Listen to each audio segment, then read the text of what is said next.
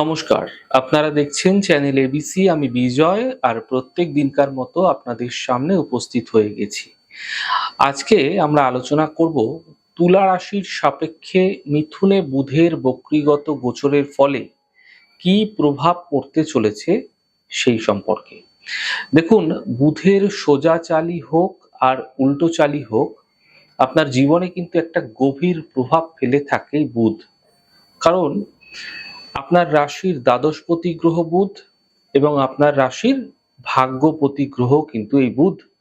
তাই তুলা রাশির মধ্যে আপনারা দেখবেন প্রচুর ভারসাম্যতাও কিন্তু লক্ষ্য করা যায়।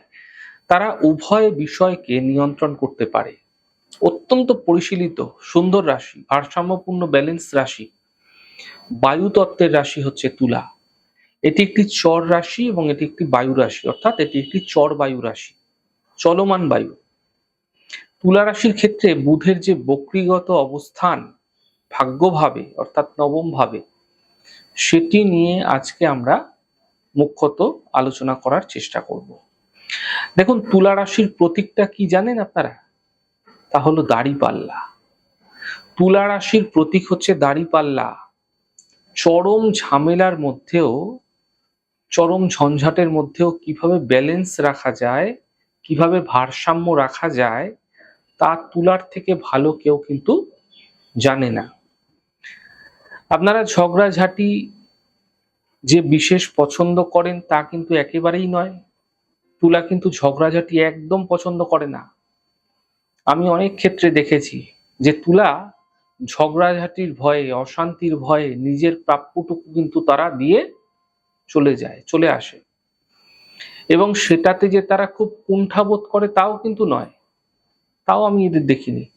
তুলা শান্তি চায়, সুখ চায়, সৌন্দর্যতা চায়। তুলা অত্যন্ত শান্তিপ্রিয় রাশি। তুলা রাশির জাতক জাতিকাদের মধ্যে একটা জিনিস আমি দেখেছি, ধরুন কোনো পরিবারে তুলার একজন জাতক জাতিকা আছেন, মীমাংসা করার ক্ষেত্রে তুলা খুব ওস্তাদ।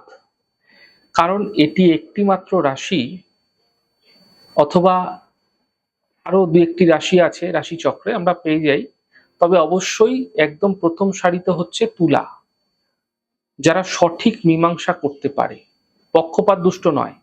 যে কোনো ক্ষেত্রে সঠিক মীমাংসার ক্ষেত্রে কিন্তু তারা ভীষণ সঠিক উপদেশ দিয়ে থাকে।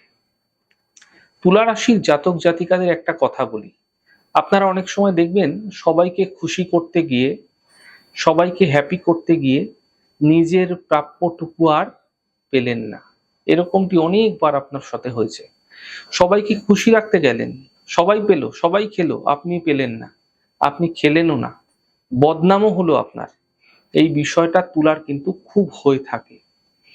দেখুন, আপনার ভাগ্যস্থান বা নবম ভাব, মানে নবম ভাবে আমরা বক্রী অবস্থায় বুধকে 7ই জুলাই থেকে 24শে জুলাই পর্যন্ত দেখতে পাবো।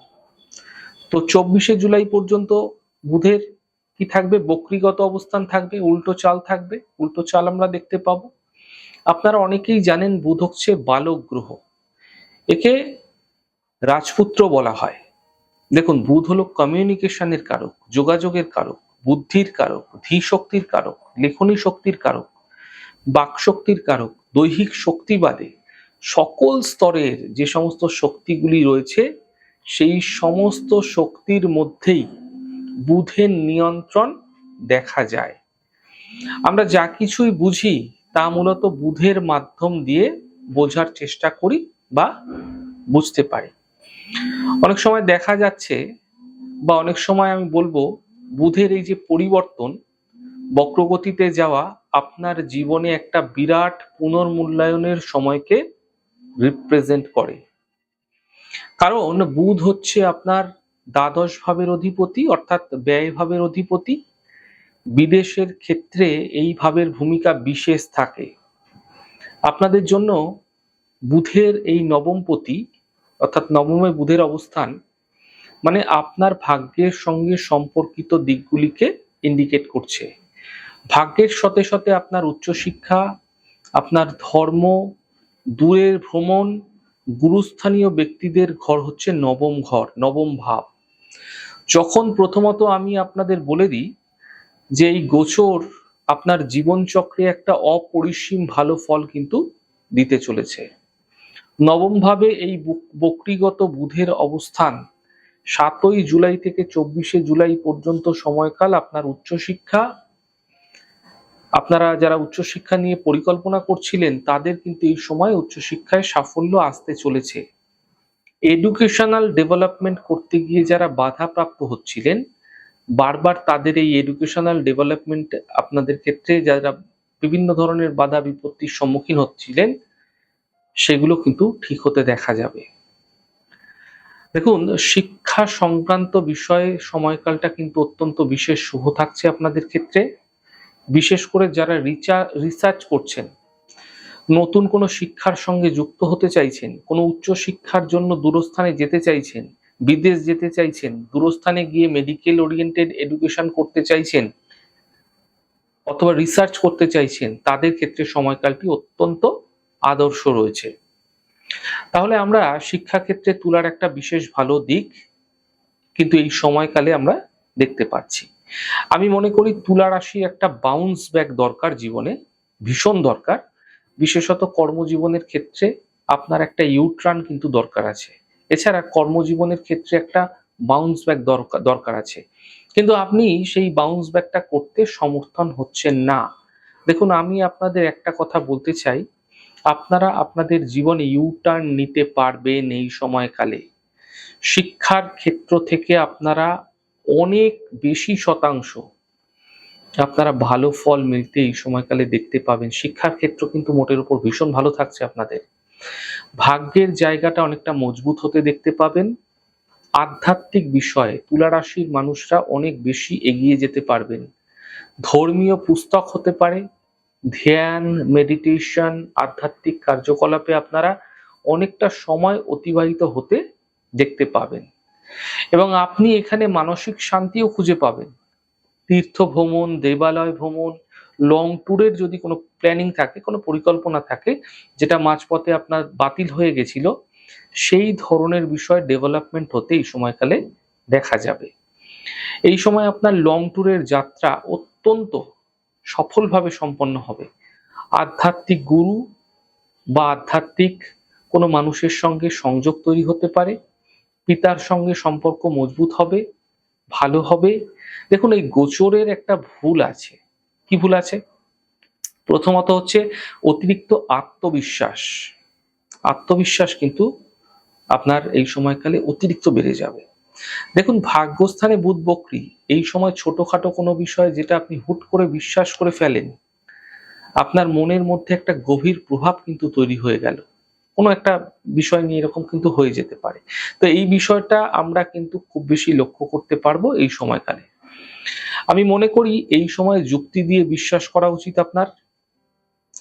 আত্মবিশ্বাস থাকা ভালো, ওভার কনফিডেন্স কিন্তু কখনোই নয়। এই সময় কিন্তু এটা তৈরি হতে পারে, সতর্ক হন।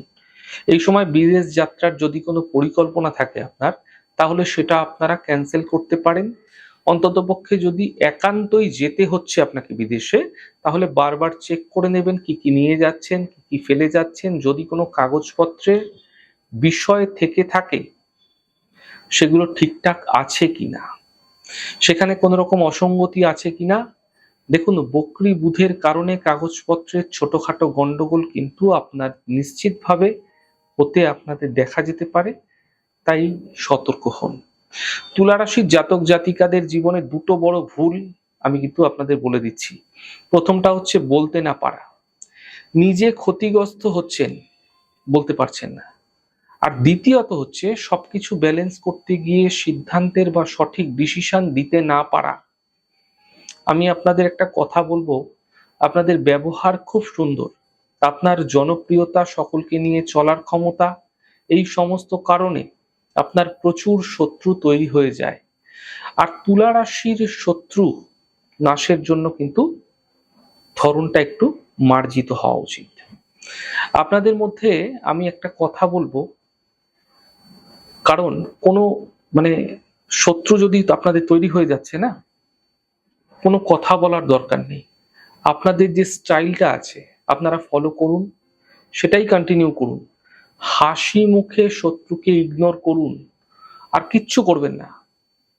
যা ক্রিয়া প্রক্রিয়া সেগুলো তো করছেন, সেটা আলাদা, কিন্তু সাধারণভাবে শত্রুর সামনাসামনি কোনো অ্যাকশন নেবেন না। জাস্ট শত্রুকে একটু ইগনোর করুন, আর কিছু করবেন না। দেখুন, বুধের এই উল্টো চালে আপনার ভাগ্যের চাবিকাঠিটা আবার আপনাদের হাতে ফিরে আসবে। 5ই আগস্টের পর থেকে বুধ যখন পুনরায় আবার দশম ভাবে আসবে না, দেখবেন কর্মজীবনের ক্ষেত্রে একটা নতুন বিষয়বস্তু আপনারা কন্টিনিউ হচ্ছে দেখতে পাবেন। আমাদের এই ছোট ছোট এপিসোডগুলো আপনাদের কিরকম লাগছে অবশ্যই লিখে জানাবেন। যদি ভালো লেগে থাকে সেক্ষেত্রে লাইক করতে, কমেন্ট করতে, সাবস্ক্রাইব করতে এবং শেয়ার করতে বন্ধুদের সঙ্গে ভুলবেন না। অনেক ভালো থাকুন, সুন্দর থাকুন, সুস্থ থাকুন। আগামী পর্বে দেখা হবে। নমস্কার।